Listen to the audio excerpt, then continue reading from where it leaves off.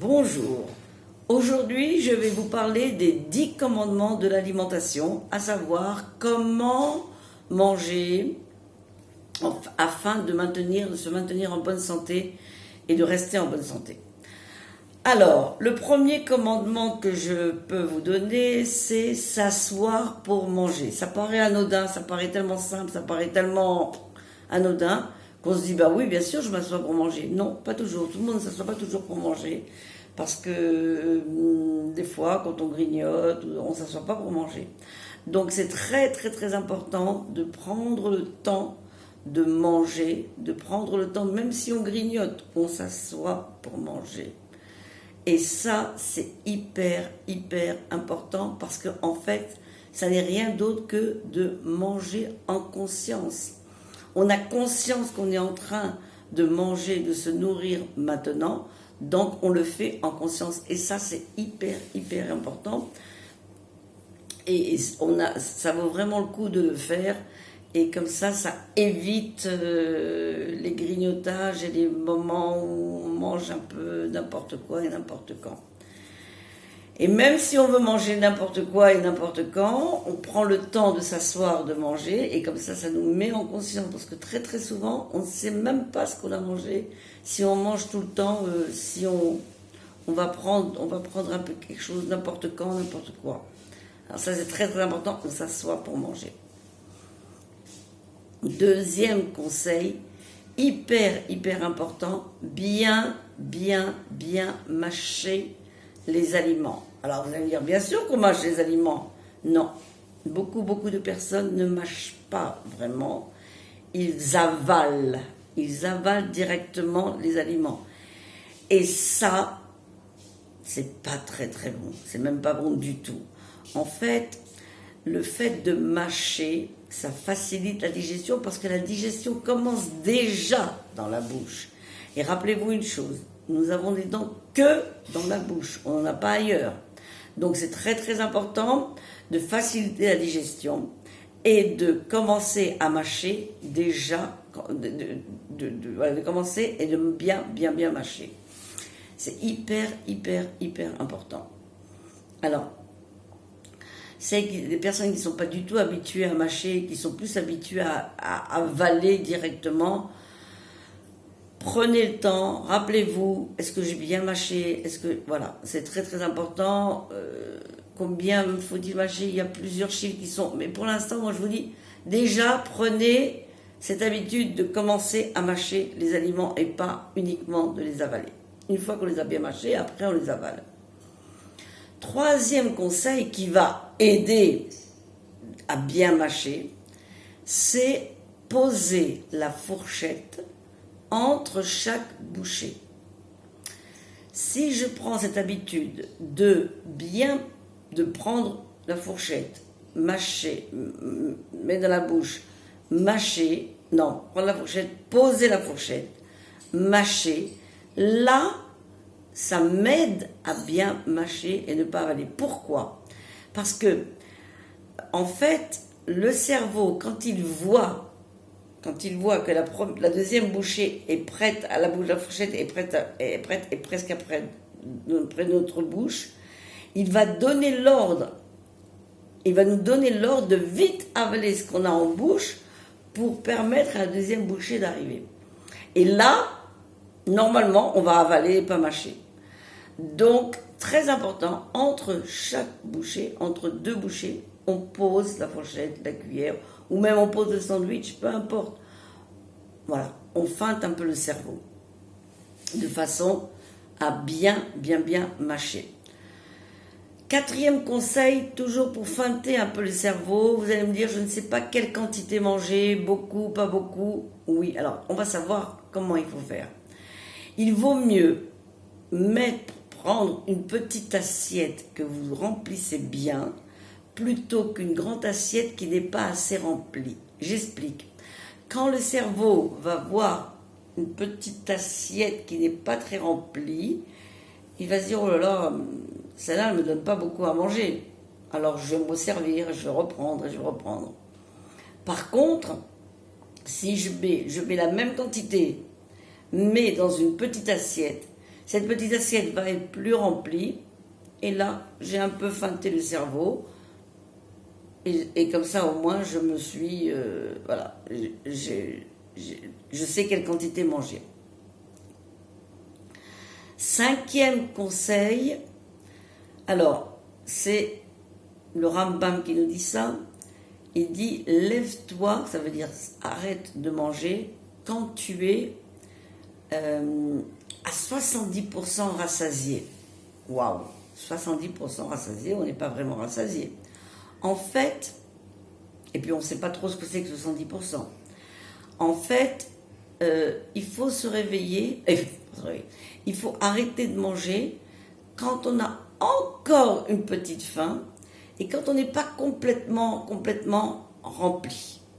C'est très très important parce que le mécanisme de la satiété que nous avons dans le cerveau, le mécanisme, lui, se met en route 20 minutes après qu'on ait commencé à manger.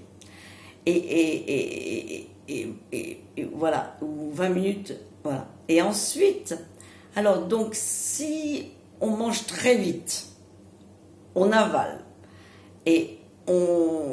voilà, et ça, alors tout de suite, le mécanisme de la société n'a pas le temps de se mettre en route. Et alors on va manger tout le temps. Et on va manger beaucoup. Donc on essaye vraiment de se lever de table alors qu'il nous reste une petite faim, petite. Et en vérité, c'est pas vraiment une faim, parce que tout de suite après les 20 minutes, cette faim, elle va être... le mécanisme de satiété va se mettre en route, et puis voilà, on n'aura plus faim de toutes les façons. Et comme ça, au moins, on se sentira bien. Et on va pas être trop plein, et ça, c'est pas bon du tout. Donc, on feinte un tout petit peu le cerveau, et voilà. Maintenant, autre conseil, nous sommes au 6e conseil. Alors, un conseil qui paraît aussi, prépare-toi à manger avant de te mettre à table. En fait, quand on revient du travail, par exemple le soir, et qu'on a vraiment très faim, c'est très possible, ça arrive très souvent, et qu'on rentre chez soi et qu'on n'a rien préparé à manger, ni le plat principal, ni les salades, rien, qu'il n'y a rien de prêt pour manger. Qu'est-ce qui va se passer? On va ouvrir le frigo, on va ouvrir le placard et on va manger n'importe quoi pour rassasier cette petite faim qui nous tenaille. Or, si on a déjà préparé un peu à manger, si quelque chose est prêt, oui, il n'y a pas de problème, c'est déjà prêt. Après, il ne nous reste qu'une petite salade à préparer ou un petit accompagnement à préparer. Et là, on se sent déjà beaucoup mieux. On sait déjà qu'on a déjà commencé, il y a quelque chose de prêt à manger à la maison. On sait qu'on ne va pas mourir de faim, même si on ne meurt pas de faim. Et après, on ne va pas grignoter n'importe quoi. Enfin, tout est fonction. Donc, si on a préparé à manger, si on a quelque chose de prêt, déjà, dans notre tête, on sait qu'il va y avoir quelque chose de prêt, on va se sentir beaucoup mieux et ça nous évitera de manger n'importe quoi et n'importe quand. Autre conseil, alors là, très important, de ne pas finir les restes. Alors, ça arrive très très souvent. Les enfants mangent souvent avant les parents. Les enfants ont fini de manger, ils ont laissé pas mal de choses dans leur assiette. Alors, on va finir les restes des assiettes de nos enfants ou de nos petits-enfants, peu importe. Et qu'est-ce qui va se passer? Il va se passer qu'on a fini les restes. En vérité, on a mangé. On a mangé debout, on a mangé n'importe comment, on n'a peut-être pas mâché. Mais en vérité, on a mangé. Mais on ne va pas sentir du tout qu'on a mangé. Pour nous, c'était rien. Et puis parce qu'on se dit, oh, ça va se jeter, c'est dommage. Non, pas du tout. On arrête de finir les restes. Parce que ça, c'est une autre façon de grignoter, c'est une autre façon de manger un peu n'importe quoi. Ce sont des habitudes alimentaires, des mauvaises habitudes alimentaires, pardon.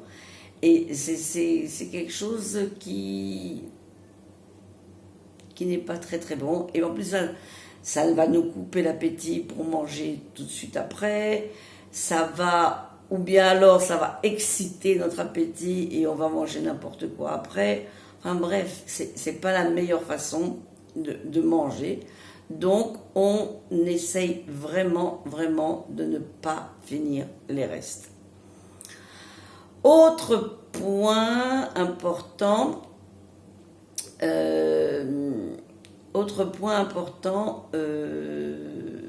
attendez.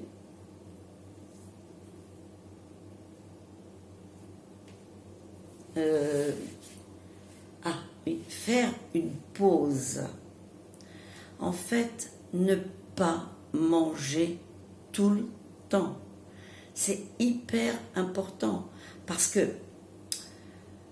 il faut laisser le temps à notre estomac de faire son travail, à notre système digestif de faire son travail.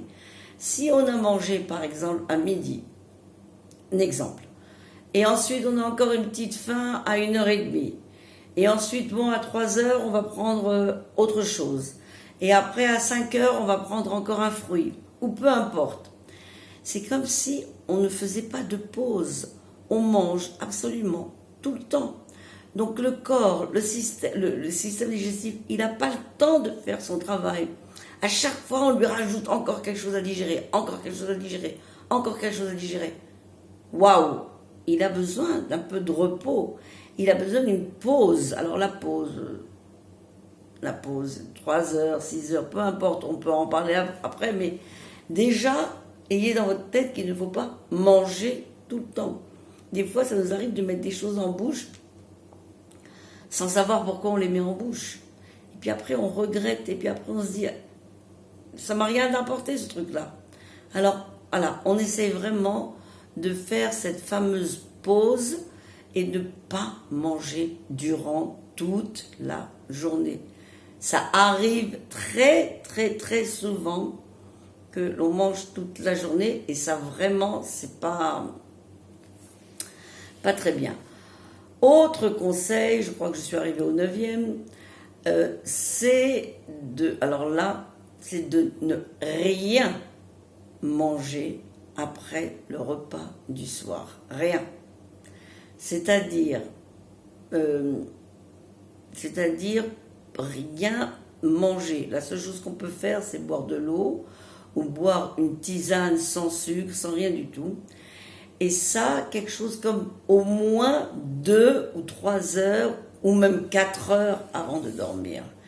Ça veut dire quoi? Ça quelque part, ça nous évite le grignotage du soir, parce qu'il y a beaucoup, beaucoup de personnes, et ça, on se reconnaîtra pas mal, qui, après avoir mangé le repas du soir, vont 2 heures ou 3 heures, ou 2 heures après, vont manger encore un petit fruit, ou bien alors vont prendre un yaourt, ou bien vont prendre peu importe quoi, ou bien du chocolat, peu importe, et hop, la machine, le système digestif se remet en marche alors qu'on avait fini de manger. Donc, une fois qu'on a fini de manger le repas du soir, rien, absolument rien, on mange en conscience, on mange le repas du soir en conscience, et après, c'est fini. C'est une habitude alimentaire qu'il faut essayer de prendre et qui n'est pas toujours très, très, très facile à faire.